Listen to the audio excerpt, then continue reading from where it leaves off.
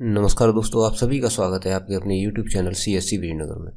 दोस्तों, आज इस वीडियो में हम प्रधानमंत्री किसान सम्मान निधि के बारे में जानेंगे। हमारे बहुत से किसान भाई ऐसे हैं कि जिनको पिछले कुछ समय से इस योजना का लाभ नहीं मिल पा रहा है। अब तक उनके खाते में बराबर किस्तें आ रही थी, लेकिन पिछले कुछ समय से उनकी किस्तें आना बंद हो गई हैं। तो दोस्तों, आज इस वीडियो में हम यही जानेंगे कि आखिर वो कौन से कारण हैं और उन कारणों के क्या निवारण है। दोस्तों, इससे जुड़ी सभी समस्याओं पर हम इस वीडियो में विस्तार से जानेंगे। तो वीडियो में आगे बढ़ने से पहले दोस्तों, आप सभी से एक छोटी सी रिक्वेस्ट करूंगा कि यदि चैनल पर पहली बार आए हैं तो मेरे चैनल को सब्सक्राइब कर लीजिए और नोटिफिकेशन बेल को प्रेस करके ऑल पर क्लिक कर लीजिए, जिससे मेरे आगे आने वाले सभी वीडियोज की नोटिफिकेशन भी आपको मिलती रहे। तो चलिए शुरू करते हैं।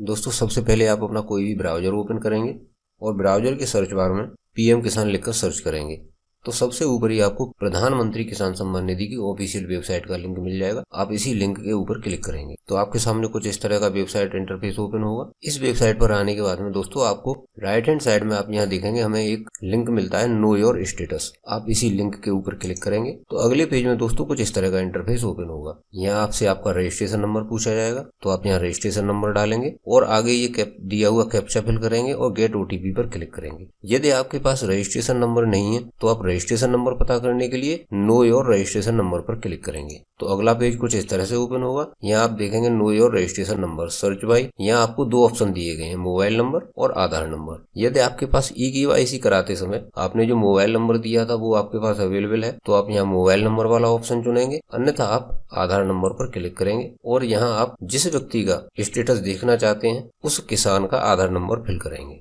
आगे ये दिया हुआ कैप्चा फिल करेंगे और गेट मोबाइल OTP पर क्लिक करेंगे तो आपके आधार के साथ में जिस व्यक्ति का आपने यहाँ आधार नंबर डाला है उस आधार नंबर के साथ में जो भी मोबाइल रजिस्टर्ड होगा उस पर एक OTP चला जाएगा। दोस्तों, अभी यहाँ OTP मैंडेटरी नहीं है, लेकिन आगे हो सकता है ये मैंडेटरी कर दिया जाए। अभी आप बिना OTP डाले भी यहाँ गेट डिटेल्स पर क्लिक करेंगे तो आपको यहाँ आपका रजिस्ट्रेशन नंबर देखने को मिल जाएगा। यहाँ से आप इस रजिस्ट्रेशन नंबर को कॉपी कर लेंगे। इसके बाद बैक पर क्लिक करेंगे तो दोस्तों फिर से आप होम पेज पर आ जाएंगे। यहाँ आने के बाद में आपको फिर से नो योर स्टेटस पर क्लिक करें। यहाँ आपने जो रजिस्ट्रेशन नंबर वहाँ से कॉपी किया है उसे आप यहाँ पेस्ट कर देंगे। इसके बाद ये कैप्चा यहाँ आगे फिल करेंगे और गेट OTP पर क्लिक करेंगे। दोस्तों, आपको ये OTP उसी मोबाइल पर मिलेगा जो आपने eKYC कराते वक्त रजिस्टर्ड कराया था। आप यहाँ देखेंगे OTP will be send to your eKYC registered mobile number. Mobile पर आए हुए OTP को आप यहाँ फिल करेंगे और गेट डाटा पर क्लिक करेंगे तो आपके सामने कुछ इस तरह से पेज ओपन हो जाएगा। जब आप इस पेज को थोड़ा सा नीचे की तरफ स्क्रॉल डाउन करेंगे तो सबसे ऊपर आपको उस किसान की पर्सनल इन्फॉर्मेशन मिलेगी, जैसे कि registration number, date of registration, name of farmer, father, spouse, guardian name, address, mobile number आदि। इसके बाद जब इस पेज को आप थोड़ा सा और नीचे की तरफ स्क्रॉल डाउन करोगे तो यहाँ आप उस किसान को जो सबसे आखिरी किस्त मिली होगी प्रधानमंत्री किसान सम्मान निधि योजना की, उसका विवरण आपको यहाँ देखने को मिल जाएगा। यहाँ आपको पेमेंट स्टेटस, बैंक का नाम, UTR नंबर, पैसा आपके कौन से अकाउंट में क्रेडिट हुआ है इसका आपको यहाँ आपके अकाउंट के लास्ट के 4 अंक यहाँ देखने को मिल जाएंगे। इसके अलावा पैसा कौन सी डेट में आपके खाते में क्रेडिट हुआ है वो आपको यहाँ क्रेडिटेड ऑन आपको यहाँ डेट देखने को मिल जाती है। दोस्तों, इसके अलावा आप यहाँ ऊपर देखेंगे एलिजिबिलिटी स्टेटस। जब आप इसके ऊपर यहाँ क्लिक करके इसे ओपन करेंगे तो दोस्तों हमें यहाँ 3 चीजें देखने को मिलती हैं, लैंड सीडिंग, eKYC स्टेटस और आधार बैंक अकाउंट सीडिंग स्टेटस। दोस्तों, इस योजना का लाभ देने के लिए इसके पात्र व्यक्तियों का 3 तरह से वेरिफिकेशन किया जाता है। सबसे पहला eKYC यानी व्यक्ति का वेरिफिकेशन। इस योजना में जिस व्यक्ति का नाम रजिस्टर्ड है इसका लाभ उसी व्यक्ति तक पहुँच रहा है, इसका सत्यापन eKYC के माध्यम से किया जाता है। दूसरा, इस योजना का लाभ लेने के लिए सबसे जरूरी चीज है कि उस व्यक्ति के नाम पर कृषि योग्य जमीन होनी चाहिए, तो इसका जो वेरिफिकेशन किया जाता है, इसका सत्यापन किया जाता है वो लैंड सीडिंग के माध्यम से। तीसरा, आधार बैंक अकाउंट सीडिंग स्टेटस, क्योंकि इस योजना का लाभ दोस्तों आधार DBT के माध्यम से दिया जा रहा है तो आपका आधार आपके बैंक अकाउंट के साथ सीड होना चाहिए। इसके अलावा उस पर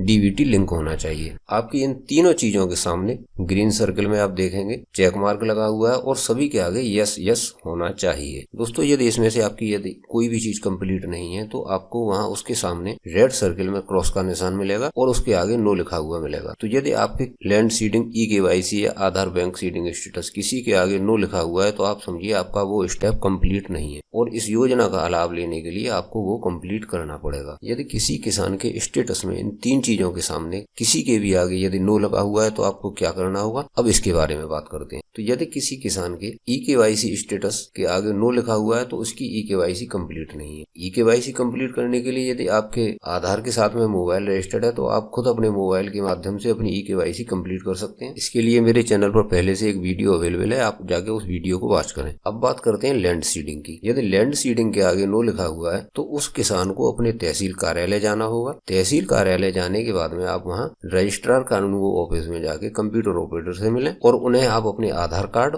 और खतौनी की कॉपी साथ में लेकर जाएं और उन्हें वहां जाकर अपनी समस्या बताएं कि आप पीएम किसान योजना का लाभ नहीं ले पा रहे हैं, आपको लैंड सीडिंग करानी है। तो आपको खड़े खड़े 2 मिनट में वहाँ लैंड सीडिंग कर देते हैं, तो आपकी इस समस्या का निवारण हो जाएगा। तीसरा अब बात करते हैं आधार बैंक अकाउंट सीडिंग स्टेटस। दोस्तों इस बारे में बहुत से लोगों को कंफ्यूजन है। लोग कहते हैं कि हमारा आधार हमारे बैंक अकाउंट के साथ लिंक है। तो दोस्तों यहाँ मैं बताना चाहूंगा, अब लिंक होना ही पर्याप्त नहीं है, डीबीटी लिंक होना भी अनिवार्य है। डीबीटी यानी डायरेक्ट बेनिफिट ट्रांसफर, जिसके माध्यम से सरकार कोई भी लाभ व्यक्ति को सीधे उसके खाते में प्रदान करती है। यदि किसी व्यक्ति के 4 अकाउंट हैं तो उसका आधार उन चारों अकाउंट के साथ लिंक हो सकता है, लेकिन डीबीटी के लिए उसे अपना कोई एक अकाउंट चुनना होता है, जिसके लिए आपको अपने बैंक ब्रांच में जाकर विजिट करना होगा। वहां आपको एक फॉर्म भरकर डीबीटी के लिए अपनी सहमति देनी होती है। यदि आपका अकाउंट किसी पेमेंट बैंक में है, जैसे कि Paytm, IPPB, India post payment bank अथवा एयरटेल पेमेंट बैंक, तो आप अपने संबंधित बैंक के एंड्रॉइड ऐप के माध्यम से भी आप अपना अकाउंट आधार के साथ में सीड कर सकते हैं, उसके लिए डीबीटी लिंक कर सकते हैं। दोस्तों यदि आपका बैंक अकाउंट किसी बड़े बैंक जैसे कैनरा बैंक, एसबीआई, पीएनबी इत्यादि में है, तो कुछ एक बैंकों के तो हम इंटरनेट बैंकिंग के माध्यम से भी आधार सीड कर सकते हैं, लेकिन कुछ बैंकों के अभी इंटरनेट बैंकिंग में भी आधार सीडिंग का ऑप्शन नहीं दिया गया है। तो उसके लिए आप एक नया टैब ओपन करेंगे और एनपीसीआई लिंक फॉर्म लिखकर सर्च करेंगे तो सबसे ऊपर ही आपको एक लिंक मिलेगा। आप यहाँ वेबसाइट देखेंगे dbtbharat.gov.in, तो यहाँ से आप आधार सीडिंग प्रोसेस पीडीएफ, इसके ऊपर क्लिक करेंगे तो एक पीडीएफ फाइल डाउनलोड होगी, उसे आप डाउनलोड करके आप ओपन करेंगे तो आपको यहाँ पूरी आधार सीडिंग प्रोसेस के बारे में बताया गया है। जब इस पीडीएफ फाइल को आप नीचे की तरफ स्क्रॉल करेंगे तो आपको सबसे लास्ट वाले पेज पर एक फॉर्म मिलेगा। इस फॉर्म को आप सही से फिल करने के बाद में अपनी ब्रांच में जाकर जमा कर देंगे तो आपका आधार आपके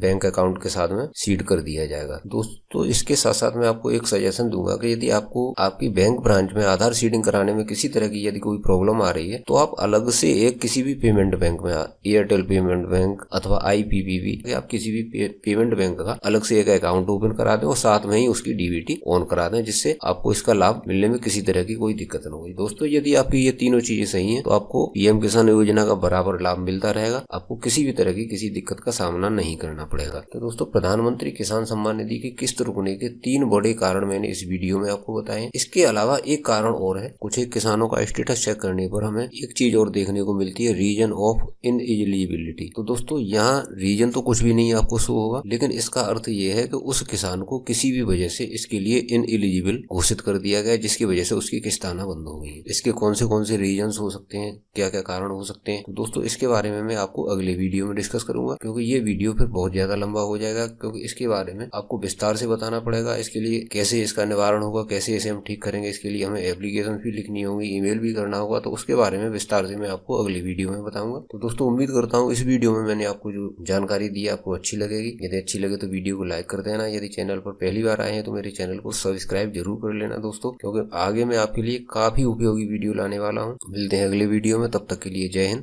जय भारत।